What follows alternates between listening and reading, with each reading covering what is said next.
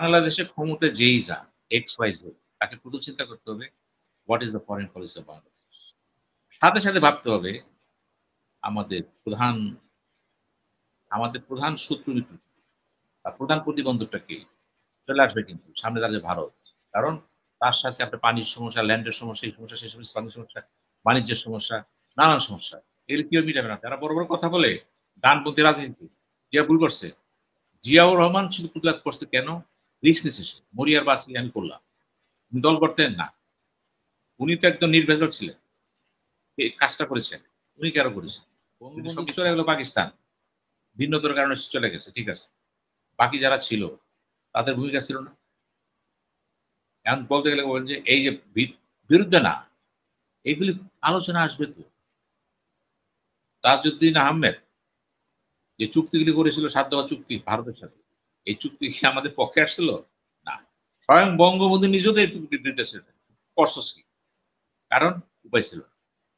আপনি যখন বাঘের মুখে পড়ে যাবেন, কথা তো বাঁচতে চান। যেহেতু আপনি সাফ করেছিলেন, অষ্টাদশ সম্মেলনের ৭ কমিশনে মোদি কি বলল? আইদার পাকিস্তান আসবে আর বাদ যাবে। এই হলো পাকিস্তান আর আসলো না। সাথে, সাথে কি করলো সে? সাব রিজিনাল কতগুলো কমিটি করে ফেলল। বিবিএন, বিমস্টেককে শক্তিশালী করে ফেলল। এই যে সাব রিজিনাল করে ফেলাল, এখন চায়না কি বলছে দেখেন। এগুলো কি লক্ষ্য রাখেন খেলাগুলো, বাহ! ইন্টারেস্টিং খেলা। চায়না বলতেছে, কি বলছে তিনি? South Asia China alliance. ওটা হলো সার্ক, এটা হলো সাকা, মাইনাস ইন্ডিয়া। ইতিমধ্যে শ্রীলঙ্কা, ভুটান, আফগানিস্তান ইতিবাচক সাড়া দিচ্ছে কিন্তু। আরো দিবে কিন্তু। তাহলে চীন কিন্তু চীন কিন্তু এখানে ভারতকে কোণঠাসা করার জন্য তৎপর। একইভাবে তৎপর কিন্তু আমেরিকা। আমেরিকাও চাচ্ছে না তার ভারতের চশমাতে বাংলাদেশকে দেখবে। যে ভুলটা সে বিগত দিনে করেছে, অতি বিশ্বাস। অতি বিশ্বাসে কিন্তু তার শ্বাস-প্রশ্বাস শুরু হয়ে গেছে। যেভাবে আমরা দেখেছি পিটার হাস অপমানজনক অবস্থার ভিতর দেশের পালাই গেলেন কিন্তু শেষ পর্যন্ত। কেন হলো? ওই যে ভারত অনুকূল অবস্থা। ওই ধরেন ওখানে আছেন, ওখানে ভারতের পররাষ্ট্রমন্ত্রী জয়শঙ্কর, ওখানে আছেন কৌশিক দোভাল। এই যে পঞ্চশক্তি, রাজনাথ, মোদী, পঞ্চশক্তি সেখানে আছে। এই পঞ্চশক্তি বা পঞ্চ পাণ্ডব যেটি বলে না, এদের যে নীতিমালা, সেই নীতিমালার খপ্পরে কে পড়ছিল? একচেটিয়া ভাবে বাংলাদেশ হাসিনা সরকার। প্রত্যেকটা জায়গায় এমন হচ্ছিল, মনে হচ্ছিল আর কিছুদিন থাকলে হয়তো আমরা এক ধরনের প্রোটেক্টর হয়ে যেতে পারতাম। মানে বলছি চিত্রটা এমন হচ্ছে, কথা বলা যাচ্ছে না। কথা বলতে গেলেই কয় ভারতের বিরুদ্ধে কথা বলতে। একটা ভয়ভীতি সব জায়গায়, আপনি টক শোতে আমি দেখেছি। ভয়ভীতি সব জায়গায় কি কথা বলতে গেলেই ভারত বিরোধী। এই যে সেন্টিমেন্ট অ্যাভয়েড কেন আমাদের তৎকালীন পররাষ্ট্রমন্ত্রী বললেন, আমি ভারতকে বলেছি এই প্রবলেম হাসিনাকে রাখে। তার কথা শুনবে। উনি বলতেছেন, আরেক মন্ত্রী বলতেছেন, ওই যে ত্রিপুরায় একটা এয়ারপোর্ট করবেন, একটু জায়গা চাইছে কুমিল্লার দিকে। গেলে চলে আসে এদিকে। উনি বলতেছেন, আমি তো কোনো সমস্যা দেখি না। ওরা দেখে না। অর্থাৎ ক্ষমতার চেয়ারে এতটা মন্ত্রমুগ্ধ হয়ে গেছে। এতটা মানে ওই সমস্ত দীক্ষা পাইছে, যে দীক্ষায় তারা দেশকে চিনে। এই যে দেশকে চিনে না, আপনার তো আছে। আমি তো জোর দিয়ে বলতেছি, বাংলাদেশের সবচেয়ে বড় সম্পদ হলো উত্তর পূর্ব ভারত থেকে ট্রাম্পটা। আজকে ভারত দেখেন, মায়ানমার যাচ্ছে কোন জায়গা দিয়া? ওই যে নদী করছে, এক নদীর রাস্তা করছে। ভুলে গেল নামটা। ওই নদী একেবারে ওখান দিয়ে মিজোরাম চলে যাবে। কালাদান প্রজেক্ট। সে কিন্তু চেষ্টা করতেছে সব রূপ চালু করার জন্য। সে বসে নাই কিন্তু। পাশাপাশি সে তাকাচ্ছে এদিকে। বাংলাদেশের ক্ষমতায় যেই যান এক্স ওয়াই জেড তাকে প্রথম চিন্তা করতে হবে what is the foreign policy of Bangladesh. সাথে, সাথে ভাবতে হবে আমাদের প্রধান শত্রু মিত্র বা প্রধান প্রতিবন্ধকটা কে? চলে আসবে কিন্তু সামনে দাঁড়িয়ে ভারত। কারণ তার সাথে আপনার পানির সমস্যা, ল্যান্ডের সমস্যা, এই সমস্যা, সেই সমস্যা, ইসলামের সমস্যা, বাণিজ্যের সমস্যা, নানান সমস্যা। এগুলো কিভাবে মিটাবেন আপনি? মিটাবেন। আপনি দেখেন নাই? আপনি যে মাছ পাঠান, শুভেচ্ছা নিদর্শন, কে বলল? রিজওয়ানা। নিদর্শন। সেই আমলে কি হয়েছে? তাবেদারি। একই জিনিস করতেছে। কথা বলছে। আমি বলছি আমও তো পাঠিয়েছে। এই দলগুলো ক্ষমতা ছিল কিন্তু তারা জানে যে ক্ষমতা কি জিনিস, হ্যান্ডেল করা কি জিনিস। এই উপদেষ্টা পরিষদ আমি তো বলেছি ইতিহাসের সবচেয়ে অথর্ব পরিষদ, অযোগ্য পরিষদ। কারণ রাজনীতি রাষ্ট্র পরিচালনার অভিজ্ঞতা নাই। এনজিও অভিজ্ঞতা দিয়ে কিন্তু এনজিও চালান যায়, রাষ্ট্র না। এনজিও তো হলো টাকা আনছেন, টাকা পাইছেন, বন্টন করছেন এবং তাদের আনুগত্য করছেন। এটা তো রাষ্ট্র, আনুগত্য করা যাবে না। মাথা উঁচু করে দাঁড়াতে হবে। যেখানে যা তাই করতে হবে। বিভিন্ন শক্তির সাথে আপনাকে ভারসাম্য করতে হবে। এনজিও তো বহির্বিশ্ব ছিল না, ও বড় শক্তি ছিল না। আপনাকে বুঝতে হবে যে কোন কাঠামো থেকে কোন কাঠামোতে চলে আসে। এই কাঠামোটা সে অসহনীয়। আমি সেই জন্যই বলি ডক্টর ইউনূস অত্যন্ত গণ্যমান্য ব্যক্তি এবং তার প্রধান পরিচয় নোবেল লরিয়েট, এনজিও। তিনি কিন্তু তার বাগানটা সাজাতে পারেন। বাগান মানে কিন্তু ভারত কি মানে আওয়ামী লীগের ব্যাপারে চুপ থাকবে? মানে ভারত আওয়ামী লীগকে যেভাবে হোক সহযোগিতা করছে এখনো, সেখানে আমরা জানি যে অফিস হচ্ছে, বৈঠক হচ্ছে, সেখানে ভারতের সহযোগিতা ছাড়া তো আর এগুলো হচ্ছে না। একটা গুরুত্বপূর্ণ জায়গায় হাত দিচ্ছে। এই যে ভারতের কথা আমি আপনাকে বললাম, ভারতের সাথে আওয়ামী লীগের সম্পর্ক দৃশ্য এবং আওয়ামী লীগ যখন উচ্চকণ্ঠ বলে, ভারতের ২টা মৌলিক বক্তব্য আছে। ভারত বলছে, আমি তোমাদেরকে আশ্রয় দিয়েছি, ১.৫ কোটি লোককে খাওয়াইছি, পড়াইছি এবং তোমার স্বাধীনতার ক্ষেত্রে কিন্তু আমার অবদান আছে। যুদ্ধরা কিন্তু আমার এখান থেকে পড়ছে। আমার ওয়েস্টার্ন ফ্রন্টের লোক মারা গেছে, ইস্টার্ন ফ্রন্ট মারা গেছে। আমার তো মারা গেছে। আমি তো তোমার দেশটার সাথে জড়াই গেছিলাম। সুতরাং অনেকে বলে দাইমা। দাইমা বলে অনেকে। যে ভারত যদি সেই সময় সাহায্য না করতো, আমার হতো না। আমরা ওই সময় চলে যাই। প্রত্যেকটা সময়ের গুরুত্ব আছে কিন্তু। এই সময় সেই সময় না। ওই সময় ভারত আমাকে সাহায্য করছে। এখন যারা বিপরীতটা কি করবেন? উনি করছে উনার স্বার্থে করছে। ঠিক আছে, ভালো কথা। উনার স্বার্থেই করছে। আপনি গেছেন কেন? আপনার কে খেলাইছে? আর আমি যদি ঘুরে কথা বলি যে আমাদের স্বাধীনতা যুদ্ধে বা অন্যতম এই স্বাধীনতা হওয়ার পিছনে সবচেয়ে বড় ভূমিকা রাখছে কে? ইয়াহিয়া জুলফিকার ভুট্টো। তারা যদি আমাদেরকে বিতাড়িত না, আমাদের এই পজিশন হতো না। মৌলিক জায়গায় যান না, বই তো লিখবে, বই তো একতরফা হবে না। শত শত বই আসবে, নিশ্চয় গবেষণা আসবে।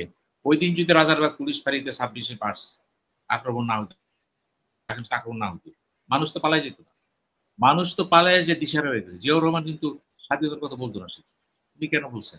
উনি কি ভুল করছেন? উনি ভুল করেননি। যারা বড় বড় কথা বলে ডানপন্থী রাজনীতি, জিয়া ভুল করছে। জিয়াউর রহমান শুধু প্রতিবাদ করছে কেন? রিস্ক নিচ্ছে সে। মরিয়ার বাঁচলে আমি করলাম। উনি দল করতেন না। উনি তো একদম নির্ভেজাল ছিলেন। এই কাজটা করেছেন। উনি কেন করেছেন? যদি সব মিথ্যা। হ্যাঁ, কথা আছে। এগুলি মিথ্যা। কে চাইছিল? আওয়ামী লীগ সরকার যখন বললেন জিয়া রাজাকার, আমি তো আপনার টক শোতে বলেছি। একদম কন্ট্রোল করেন। এটা আপনার কথা না কিন্তু। এটা ভারতের কথা। ভারত চাচ্ছে মুক্তিযুদ্ধে বিভিন্ন সেনাপতিগুলিকে রাজাকার বানায় মুক্তির ইতিহাসটা মিশে দেবে। ইতিহাসে একটাই, আমি তোমাকে স্বাধীনতা বলে দিচ্ছি। আমি সেই সময় বলেছি কথা, সাহস করে বলেছি। আমি ফেস দ্য পিপলে বলেছি। বিভিন্ন চ্যানেলে আমি বলেছি। আমি তো থেমে থাকিনি সে। এটা ছিল ভারতের ডিজাইন। মুক্তিযুদ্ধের মহানায়কদের যদি বিতর্ক করতে পারেন, মুক্তিযুদ্ধ থাকে না। জিয়া বিতর্কিত নাই। যুদ্ধের ঘোষণা সে দিচ্ছে on behalf of Zia Sheikh Mujib.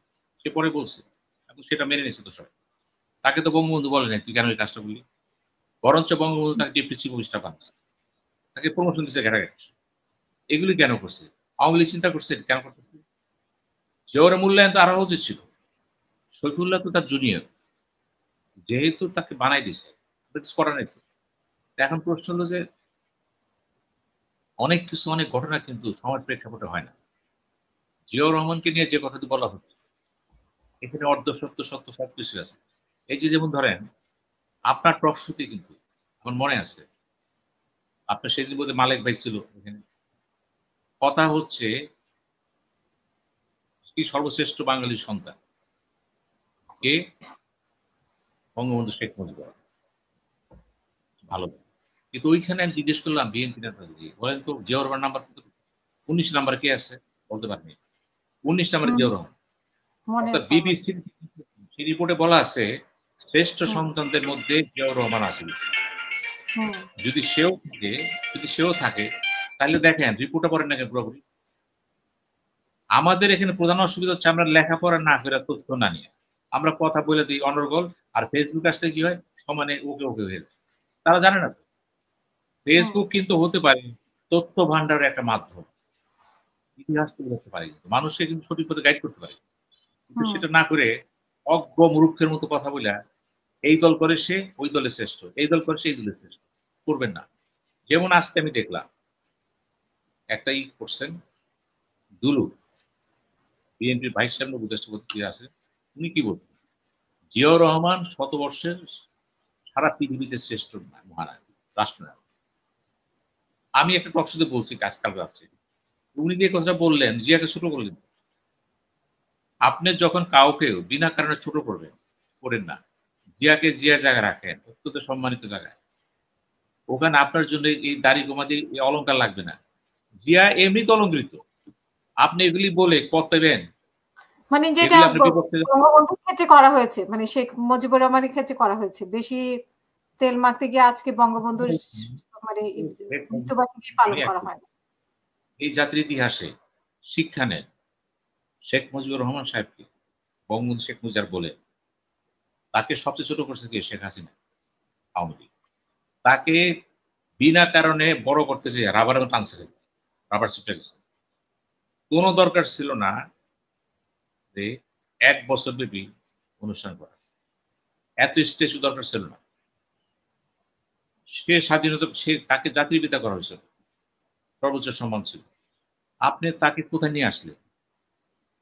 আপনি নিজে দেখেন, ওই চাইনাদের কথা যদি বলেন, মুক্তিযুদ্ধ যারা করলো, বঙ্গবন্ধু চলে গেল পাকিস্তান, ভিন্নতার কারণে চলে গেছে, ঠিক আছে। বাকি যারা ছিল তাদের ভূমিকা ছিল না। এখন বলতে গেলে বলেন যে এই যে বিরুদ্ধে না, এগুলি আলোচনা আসবে তো। তাজউদ্দিন আহমেদ যে চুক্তিগুলি করেছিল, 7 দফা চুক্তি ভারতের সাথে, এই চুক্তি কি আমাদের পক্ষে আসছিল? না। স্বয়ং বঙ্গবন্ধু নিজেও বিরুদ্ধে ছিলেন। করছস কি? কারণ উপায় ছিল। আপনি যখন বাঘের মুখে পড়ে যাবেন, কথা বাঁচতে চান, আপনি সবসময় দেখবেন, যে কোনো জিনিস দেখবেন সেই সময় প্রেক্ষাপটে দেখবেন কেন সে কাজটা করবে, না করলে কি হবে। এগুলি এখন বলবেন না, এখন বলতে হবে না, মিলবে না। মিলবে না বলি কথাগুলো আসতেছে। কিন্তু আমি সেই জন্য বললাম, যদি কেউ বঙ্গবন্ধুকে ছোট করে থাকে, বাংলাদেশ সবচেয়ে বড় অপরাধী শেখ হাসিনা নিজে এবং তার দল আওয়ামী লীগ। কারণ তার রাবার মতো টানছে, তারা চিন্তা করে নাই রাবার ছুটে ধরে। কিন্তু ওনাকে টানার বিষয় ওনার যে স্থান যেখানে আছে আসছে, জিয়া যেখানে আছে আসছে, আপনি কি করবেন এখানে? জিয়া যদি অপরাধ করে থাকে, যেটা করা হলো সেটা একটু বাড়াবাড়ি হয়ে গেল, যে শেখ মুজিবুর রহমান 32 নম্বর আমি আপনার সাথে একমত। এই বাড়াবাড়ি যেটা সামনে না হয়, আমি জনাব তারেক জিয়াকে বলবো, আপনার কাছে কিন্তু মানুষের প্রত্যাশা অনেক, আপনি কিন্তু চ্যালেঞ্জের মধ্যে আছেন। সাগর মহাসাগর সম আশা ভরসার মধ্যে নিয়ে আপনি ক্ষমতা আসতেছেন।